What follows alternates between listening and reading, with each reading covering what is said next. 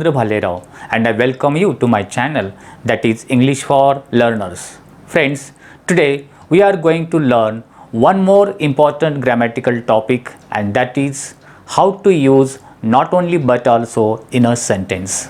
But before watching this video, as usual I request you don't forget to subscribe my channel. Okay friends, let's begin the use of not only but also in a given sentences. चला तर आपण आजच्या व्हिडिओमध्ये शिकूया की दिलेल्या वाक्यामध्ये not only but ऑल्सोचा यूज करून ते वाक्य परत कशा पद्धतीने लिहायचं. ओके, आता नॉट ओनली बट ऑल्सो म्हणजे काय, त्याचा यूज कशा पद्धतीने करायचा हे बघण्या अगोदर how the question will ask in the examination, परीक्षेमध्ये नेमका प्रश्न कशा पद्धतीने विचारला जातो. मित्रांनो, परीक्षेमध्ये एखादं सिंपल सेंटेन्स दिलेलं असेल, simple one sentence will be there, एखादं एक वाक्य असेल किंवा दोन वाक्य असतील. For example two sentence may be given, दोन वाक्य पण देऊ शकतात. For example he was rich, हे एक वाक्य आहे. ही वॉज पॉवरफुल, याच्यामध्ये नॉट ओनली बट ऑल्सोचा यूज करा असं ते म्हणतील. किंवा सिंगल सेंटेन्स दिलेलं असेल, for example I walked up to my mother and handed her the gift, अशा पद्धतीचं सिंगल सेंटेन्स देखील असेल. आता प्रश्न आहे याच्यामध्ये नॉट ओनली बट ऑल्सोचा यूज कशा पद्धतीने आपण करू शकतो.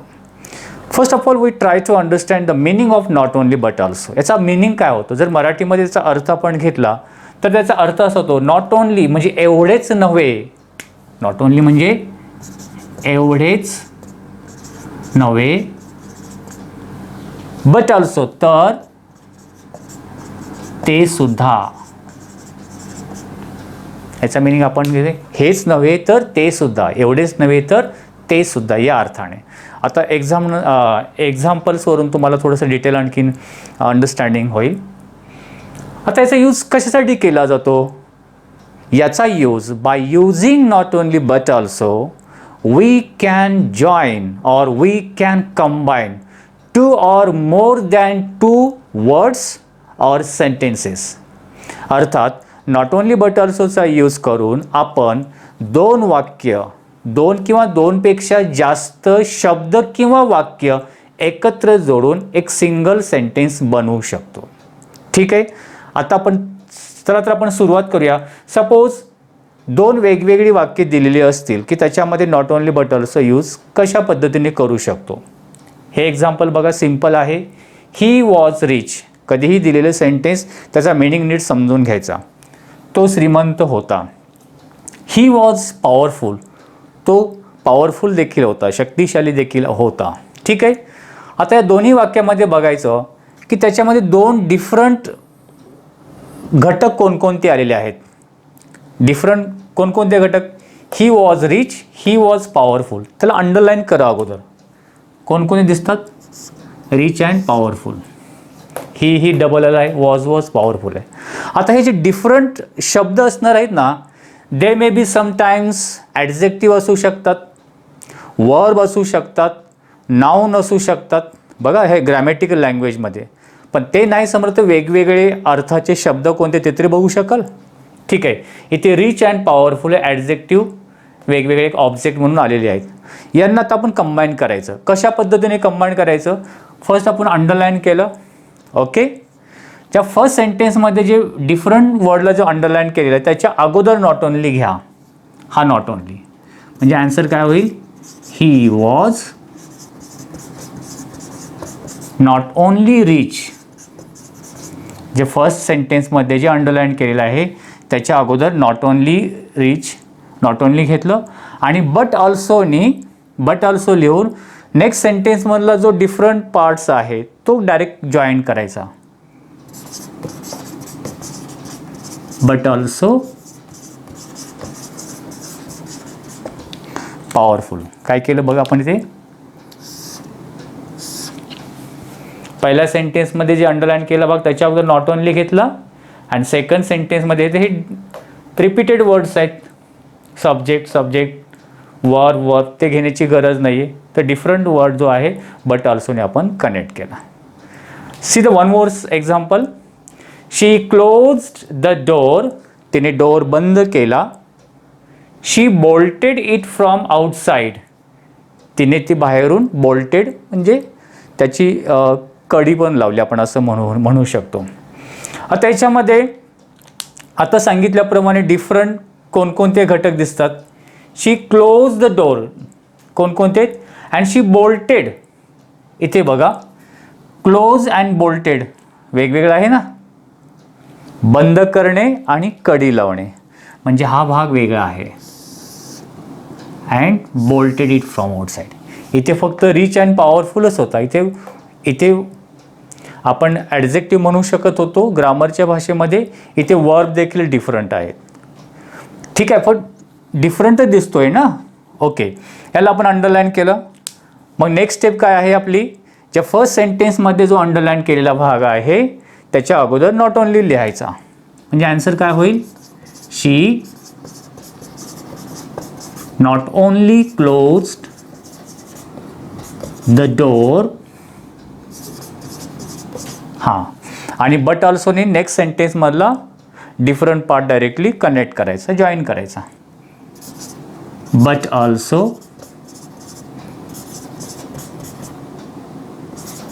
bolted it from outside.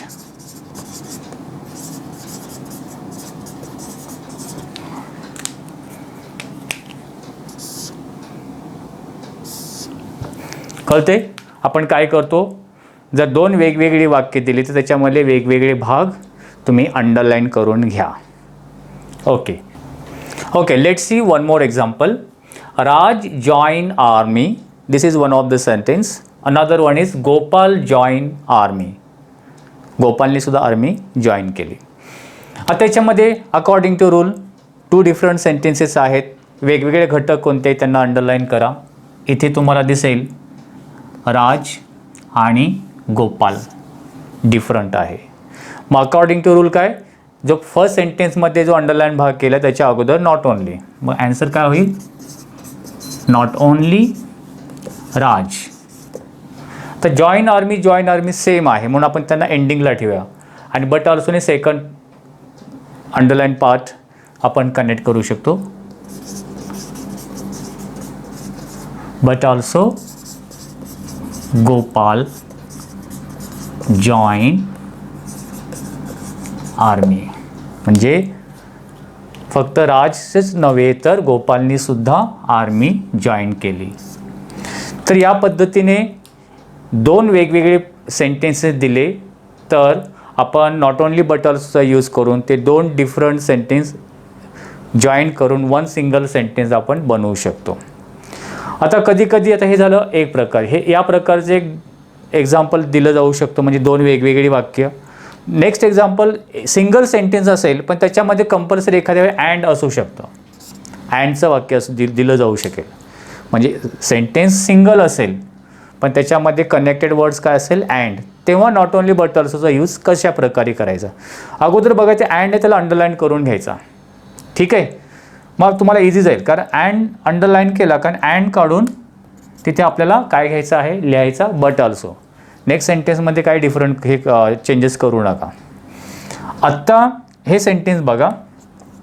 I walked up to my mother and handed her the gift. Right, अँडला पण अंडरलाईन केलं. इथे बट ऑल्सो घ्यायचा.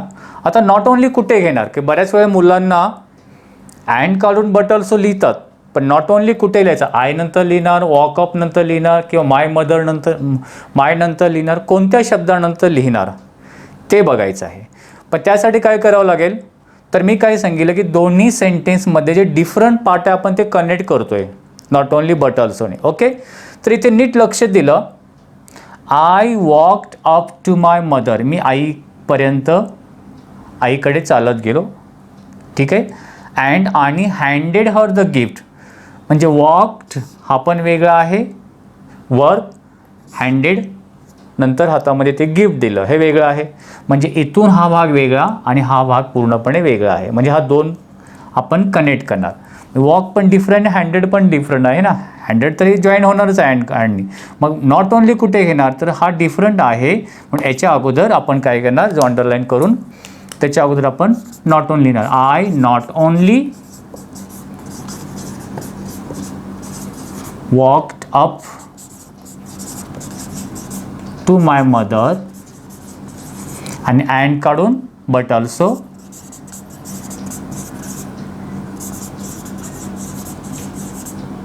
Handed her the gift. हे अँडचं जर सेंटेन्स आलेलं असेल ते खूप इझी जातं. फक्त तुम्ही अँड काढून बट ऑल्सो नेक्स्ट त्याच्या पुढचं remaining part as it is लिहायचा. फक्त अगोदरच्या सेंटेन्समध्ये नॉट ओनली कुठे लिहायचं ते थोडं केअरफुली बघावं लागेल. बघण्यासाठी अँड नंतर जो वर्ड आलेला आहे तो ॲडजेक्टिव्ह आहे, याच्याशी डिफरंट कोणत्या कशाशी डिफरंट वर्डशी डिफरंट आहे की ॲडजेक्टिव्हशी डिफरंट आहे ते नीट बघावं लागेल. इथे वर्ब आहे, हा पण हँडेड पण वर्ब आहे, वॉक पण वर्ब आहे. ठीक आहे, म्हणजे हँडेड हा वर्ब आहे, वॉक वर्ब आहे. डिफरंट आहे म्हणून वॉकच्या अगोदर आपण नॉट ओनली घेतला. आणखीन थर्ड टाईपचं एक सेंटेन्स विचारलं जाऊ शकतो. थर्ड आणि फोर्थचं बघूया. ॲज वेल ॲजचं सेंटेन्स दिलं जाऊ शकतो किंवा बोथ अँड असंही सेंटेन्स दिलं जाऊ शकतं. ते एक्झाम्पल बघूया. चला तर बघूया की दिलेल्या वाक्यामध्ये ॲज वेल ॲज आलं असेल तेव्हा नॉट ओनली बट ऑल्सोचा यूज कशा पद्धतीने करायचा. जसे आपण आता बघितलं की या सेंटेन्समध्ये अँड आल्यानं आपण अँड काढत होतो. सेम अँडच्या ऐवजी ॲज वेल ॲज आलेलं असेल त्याला अंडरलाईन करायचे आहे. इथे ॲज वेल ॲज आलेलं आहे ना. I teach grammar as well as lessons. आपण काय करायचं, अँडच्या ऐवजी ॲज वेल ॲज आलेला आहे. ॲज वेल ॲज म्हणजे त्याचप्रमाणे एक कनेक्टेड वर्ड्स आहे तो आपण काढणार आणि त्याच्या ठिकाणी काय ठेवणार. जसं अँडच्या ऐवजी आपण काय लिहित होतो, बट ऑल्सो. मग इथे ॲज वेल ॲजच्या ऐवजी काय लिहिणार आहोत आपण, बट ऑल्सो. मग नॉट ओनली कुठे घेणार तर त्याच्या पुढचा वर्ड बघा, लेसन्स आहे. आय टीच, मग आय नंतर घेणार, टीच नंतर घेणार की ग्रामर नंतर टीच नंतर घेणार. इथे तर बट ऑल्सो येणारच आहे. मग I not only teach grammar येणार की I teach not only grammar येणार. काय येणार सांगा, I teach grammar as well as lesson. Different part काय आहे, ग्रामर आणि लेसन आहे ना. इथे बट ऑल्सो येणारच आहे. मग लेसन्स आणि ग्रामर हे डिफरंट आहे म्हणजे आपण ग्रामरच्या अगोदर काय लिहिणार, नॉट ओनली. म्हणजे आन्सर काय होईल, आय टीच नॉट ओनली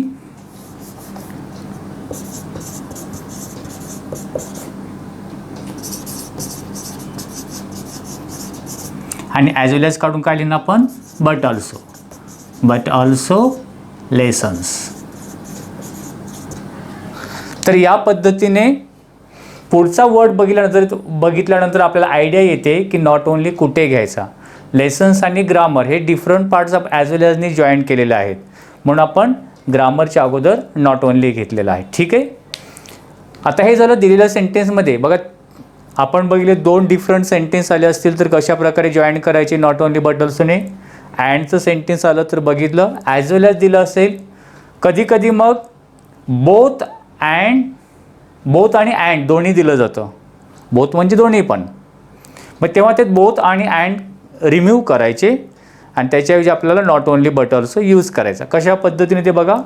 हे सेंटेन्स आपण या पद्धतीने लिहू शकतो. I teach both grammar and lesson. मी दोन्ही ग्रामर आणि लेसन शिकवतो. तर बोथ आणि अँड तर हे काय करायचे आपल्याला, रिमूव्ह करायचे. जसं आपण अँड काढून काय लिहित होतो, बट ऑल्सो. म्हणजे अँडच्या ठिकाणी बट ऑल्सो येणारच आहे. मग नॉट ओनली कुठे घेणार, मग बघायचं अँड नंतर लेसन्स आहे. जसं आपण इथे एक्सप्लेन तुम्हाला केलेलं आहे. ग्रामर म्हणजे बोथच्या ठिकाणी आपण काय घेणार, इथे बोथच्या ठिकाणी आपण नॉट ओनली घेणार. आन्सर काय होऊ शकतो, सेम तेच answer. I teach not only grammar but also lessons. सांगण्याचा उद्देश बोथ आणि अँड शब्द आले असेल तर ते काढून टाकायचे आहेत. बोथ पण काढायचं आणि अँडच्या ठिकाणी बट ऑल्सो घ्यायचा. तर या पद्धतीने 3-4 प्रकारचे सेंटेन्सेस तुम्हाला एक्झाममध्ये विचारले जातात. वेगवेगळे डिफरंट सेंटेन्स दोन असतील, अँडचं असेल, ॲज वेल ॲजचं असेल किंवा बोथ आणि अँड दिलेलं वाक्य त्याच्या वाक्यामध्ये असेल. ठीक आहे. आणखीन हा टॉपिक परफेक्ट होण्यासाठी मी काही एक्झाम्पल तुम्हाला स्क्रीनवरती देतो. ते बघा आणि सोडवा. मग हा टॉपिक तुमचा क्लिअर होईल.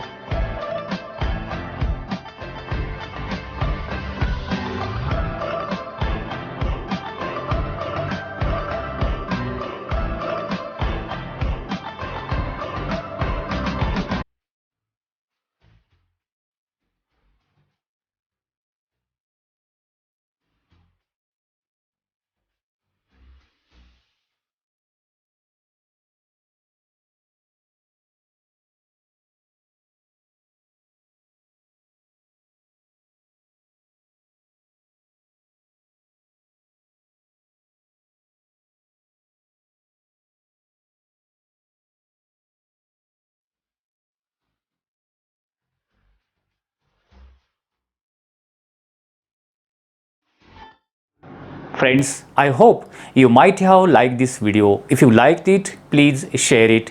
If you have any suggestions for me, please write in comment box. Wish you good day. Take care. Thank you very much.